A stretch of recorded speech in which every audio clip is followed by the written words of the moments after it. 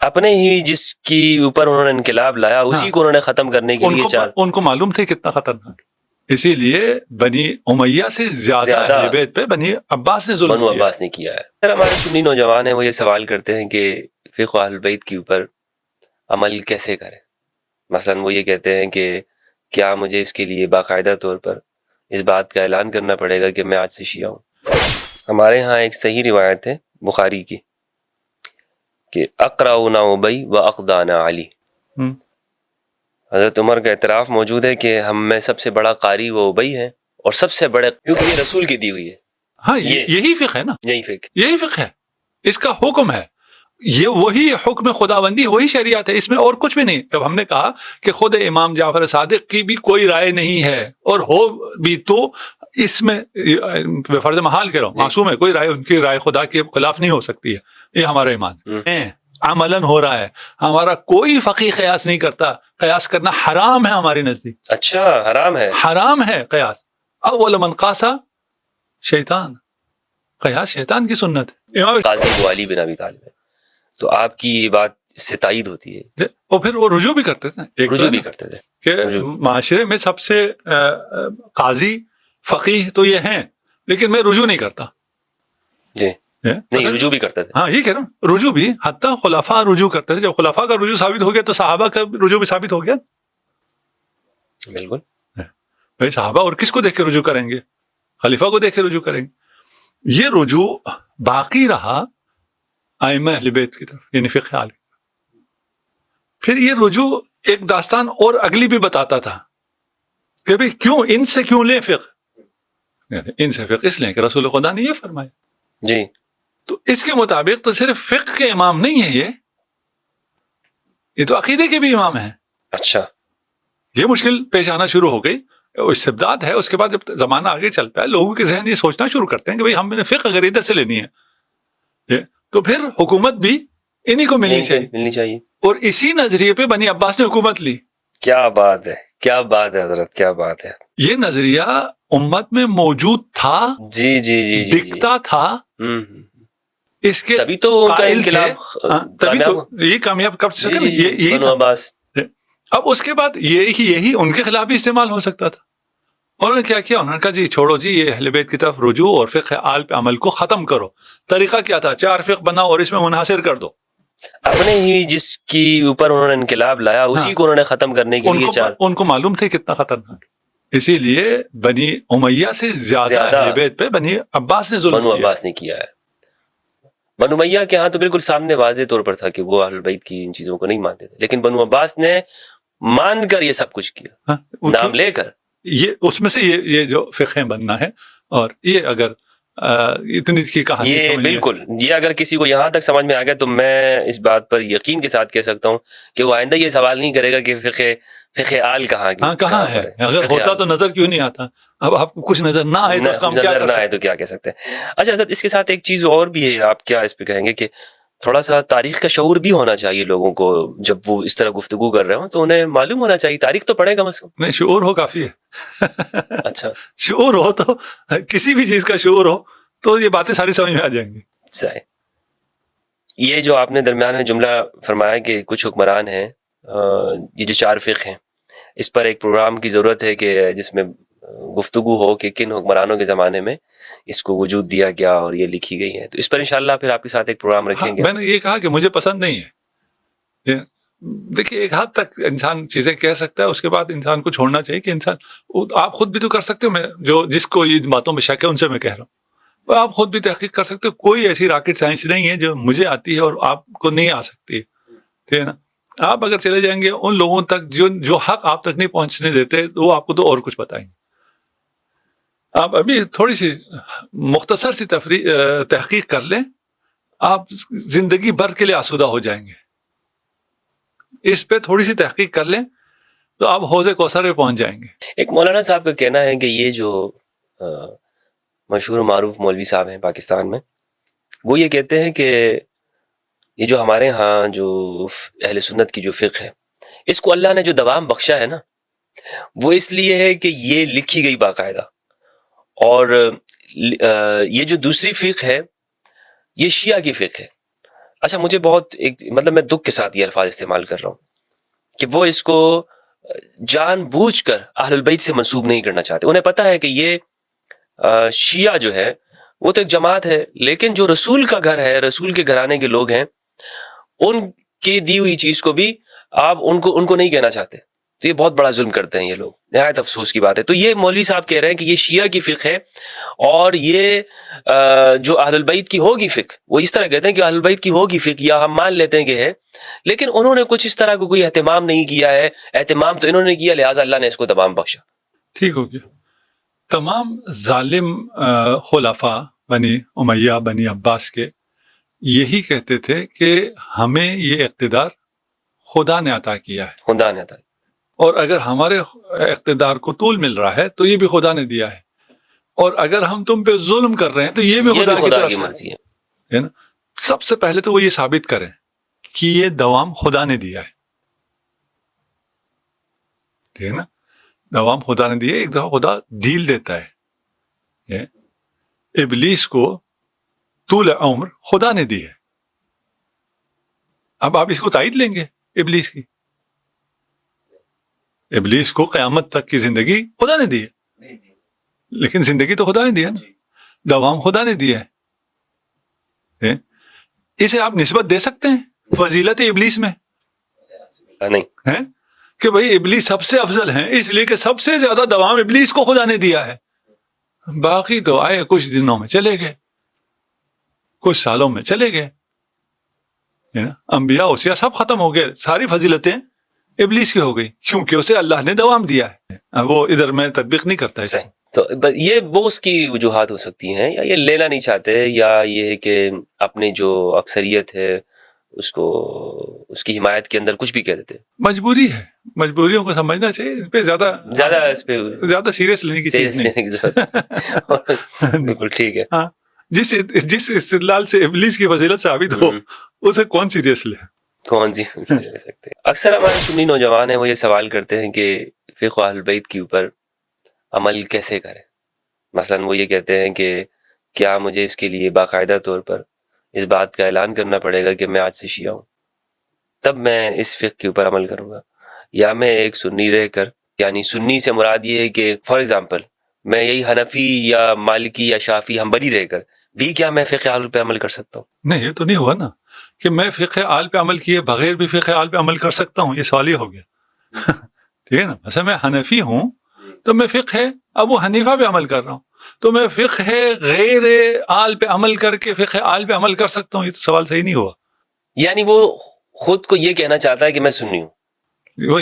وہاں تک ہم نے اعتراض نہیں کیا تھا. ہم نے کہا کہ میں فقہ حنفی پہ عمل کروں اور کہلاؤں کہ میں فقہ آل پہ عمل. یہ تو نہیں ہو سکتا. یہ نہیں ہو سکتا. یہ تو نہیں ہوا نا. یا حنفی رہ کر مراد یہ ہے کہ حنفی نہیں، اس کلچر کا حصہ رہ کر.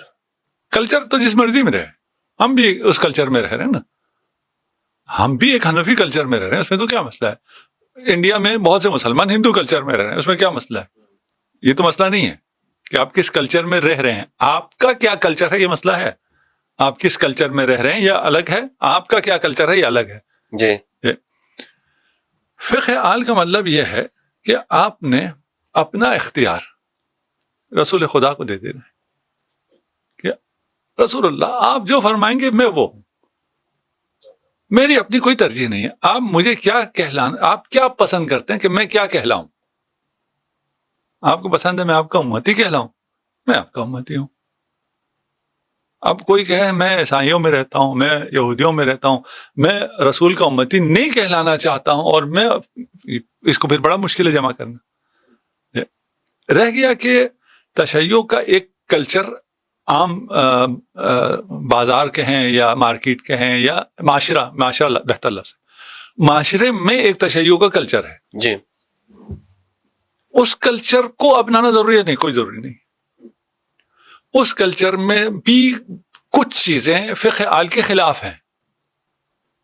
آپ کہیں کہ میں اس کلچر کو اپناؤں جو فقہ آل کے خلاف ہے تو میں فقہ آل پہ عمل کروں گا. جیسے میں نے فقہ حنفیہ کے بارے میں کہا تھا، اسی طرح میں اس کلچر کو بھی کہوں گا کہ یہ شیعہ کلچر جو فقہ آل کے خلاف ہے اسے اپنا کے آپ فقہ آل پہ عمل نہیں کر سکتے.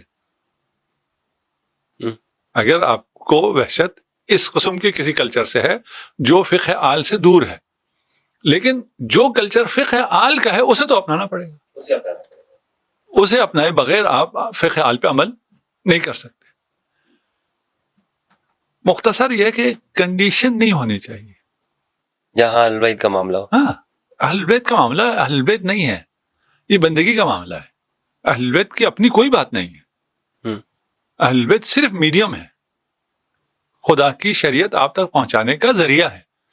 ان کا اپنا کوئی اس میں نہ رائے ہے، وہ اصحاب رائے نہیں تھے، وہ فقہ ابو حنیفہ اور فقہ امام جعفر صادق ہے۔ فقہ آل میں فرق یہ ہے، یہاں کوئی مجتہد نہیں ہے، اپنی رائے کوئی نہیں دیتا ہے، یہاں یہ اپنی رائے دیتے ہیں۔ نہیں، یہ جو کیا ان کے فتاوے نہیں ہیں فقہ اہل بیت کی؟ نہیں، اچھا، یہ حکم ہے، حکم خدا ہے۔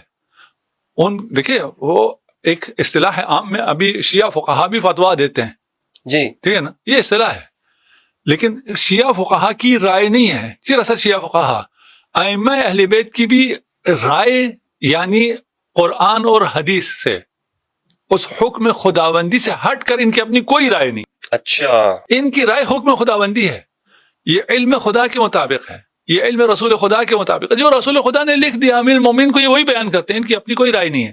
ابو حنیفہ کی اپنی رائے ہے، جی اس کی اپنی سمجھ ہے، اس کی اپنی رائے ہے، اس کا اپنا اجتہاد ہے۔ یہاں نہ رائے ہے نہ اجتہاد ہے، یہاں یہ عبد محض عبد صالح ہیں۔ بس فقہ آل پہ عمل کرنے کا مطلب عبودیت ہے، بندگی ہے اللہ کی۔ بندگی میں پھر بندہ کنڈیشن نہیں لگاتا، میں آپ کی بندگی تو چاہتا ہوں لیکن میں سر بھی کہلانا چاہتا ہوں، جی جی جی، تجھے بندہ کہلانا پڑے گا، بندہ کہنا پڑے گا۔ اچھا، میرا اگلا سوال آپ سے یہی تھا کہ فقہ آل کی خصوصیت اور انفرادیت کیا ہے، جس کا آپ نے جواب دے دیا کہ یہ بندگی خدا ہے۔ نہیں میں یہ جواب نہیں دوں گا۔ اچھا، یہ جواب نہیں ہاں، دیں گے؟ خصوصیت اور انفرادیت وہاں ہوتی ہے جہاں اس کے مقابل میں کوئی اور ہو، دو فقہ تین فقہ ہوں تو ایک فقہ کی خصوصیت ہوتی ہے، اس کی انفرادیت ہوتی ہے۔ ہم کہتے ہیں فقہ آل کے علاوہ کوئی فقہ ہے ہی نہیں کہ فقہ آل کی کوئی انفرادیت اور خصوصیت ہو۔ فقہ صرف ایک، اور وہ فقہ العال، نہ کوئی انفرادیت نہ کوئی خصوصیت اس معنی میں کہ ہم اس کو کمپیئر کریں کسی اور کے ساتھ، کیونکہ یہ رسول کی دی ہوئی ہے۔ ہاں یہی فقہ ہے نا، یہی فقہ، یہی فقہ ہے، اس کا حکم ہے، یہ وہی حکم خداوندی، وہی شریعت ہے، اس میں اور کچھ بھی نہیں۔ جب ہم نے کہا کہ خود امام جعفر صادق کی بھی کوئی رائے نہیں ہے، اور ہو بھی تو اس میں فرض محال کہہ رہا ہوں، معصوم ہے، کوئی رائے ان کی رائے خدا کے خلاف نہیں ہو سکتی ہے، یہ ہمارا ایمان ہے۔ پریکٹیکلی مبنا کیا ہے؟ مبنا یہ ہے کہ یہ جو کچھ ہے حکم خداوندی ہے، اپنی کوئی رائے نہیں ہے۔ جی، یہاں کیا ہے؟ یہاں ان کی اپنی رائے ہے، آرا ہے، قیاس ہے، استحسان ہے، مصالح مرسلہ ہے۔ کیوں ہے؟ اس لیے کہتے ہیں جو ہمیں کتاب و سنت میں نہ ملے اسے ہم کیا کریں گے؟ یہاں یہ سوال ہی نہیں ہے، اچھا، یہاں یہ ہے ہی نہیں۔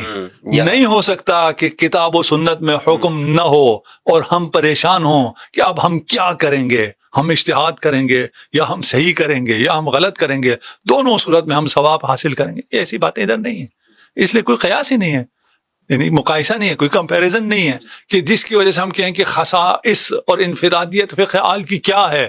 ایک ہی فقہ ہے، باقی تو فقہ ہی نہیں۔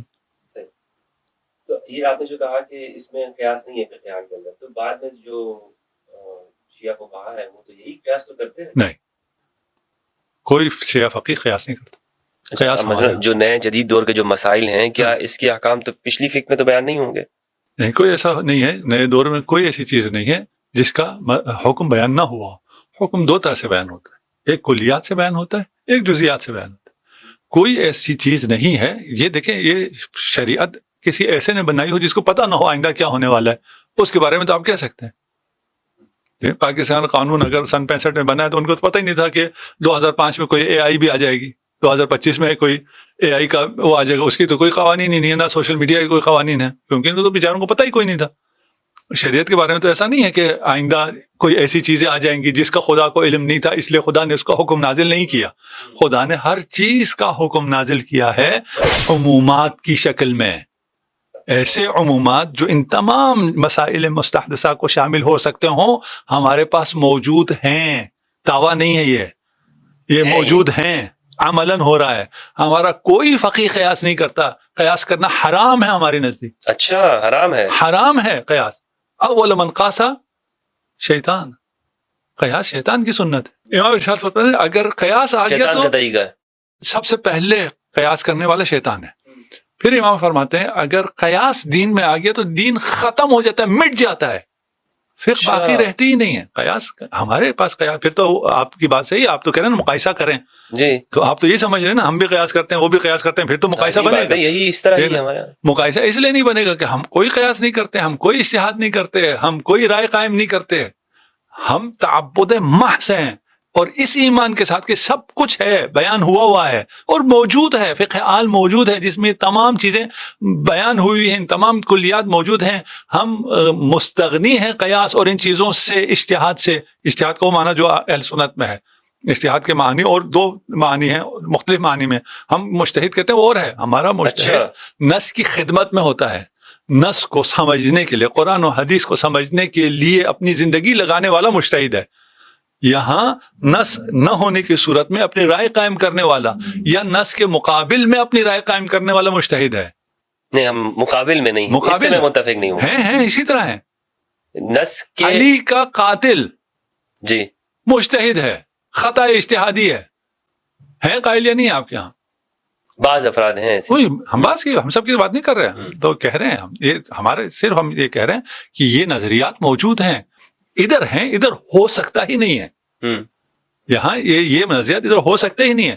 ادھر یہ نظریات موجود ہیں, ان کے پھر درجات ہیں. کوئی اس درجے تک اجتہاد کو لاتا ہے, کوئی اس درجے تک لے آتا ہے, کوئی نص کے مقابل میں لاتا ہے, کوئی نص کے فقدان نص میں لاتا ہے. فقدان نص میں اجتہاد سب کے ہاں ہے, نص کے مقابل میں بھی اجتہاد سب کے ہاں ہے, مانے یا نہ مانے. امیر المؤمنین خلیفہ وقت ہے, خلیفہ وقت اور خلیفہ راشد کے خلاف آنے کو حرام سمجھتے ہیں, لیکن آنے والوں کو کوئی بھی بہت اچھے الفاظ میں رضی اللہ ہیں سارے. کیوں؟ اس لیے کہ وہ مجتہد ہیں, خطا اجتہادی ہے. یہ خطا اجتہادی نص کے مقابلے میں نہیں. عمار کا قاتل حدیث ہے کہ قاتل عمار و صالبہ فی النار, عمار کا قاتل اور لیکن یہ حدیث میں نص میں ہے, لیکن اس کے قاتل جب اجتہادی غلطی کریں تو پھر جنت میں بھی ہے. جی جی, تو یہ اجتہاد مقابل نص ہے یا نہیں ہے؟ بالکل, یہ تو مقابل نص ہے. اجتہاد عملاً اگر آپ دیکھیں تو یہاں اجتہاد مقابل نص ہے. ٹھیک ہے نا. ہمارے ہاں اجتہاد در خدمت نص ہے, زمین آسمان کا فرق. اور یہ بہت بڑا معجزہ ہے حقانیت فقہ آل پر. یہ اس سے بڑی دلیل نہیں ہے کہ یہ وہ کامل شریعت ہے. الیوم اکملت لکم دینکم, دین کامل ہوا ہے. وہ کامل دین کہاں ہے؟ مجھے تو اپنی عقل استعمال کرنی پڑ رہی ہے, مجھے تو اپنا قیاس ڈالنا پڑ رہا ہے, مجھے تو اپنا اجتہاد ڈالنا پڑ رہا ہے. کہاں ہے کامل دین؟ ہونا چاہیے. فقہ آل ہے, کامل ہے, کوئی ضرورت نہیں ہے اجتہاد کی, کوئی ضرورت نہیں ہے قیاس کی, کوئی ضرورت نہیں ہے مصالح مرسلہ کی. جو ان اصطلاحات کو جانتے ہیں ان کے لیے بہت آسان ہے, جو نہیں جانتے تھوڑا سا سرچ کر لیں, دیکھیں یہ کیا بلائیں ہوتی ہیں, سمجھ میں آ جائے گی. بہت بہت شکریہ آپ کا کہ آپ نے انتہائی اہم گفتگو کی فقہ العال کے حوالے سے. ہماری یہ ویڈیو اگر آپ کو اچھی لگی ہو تو چینل کو لائک, سبسکرائب اور شیئر ضرور کیجیے گا, اور کمنٹس میں ضرور بتائیے گا کہ نیکسٹ ویڈیو کس علماء کرام کی آپ کو چاہیے. شکریہ.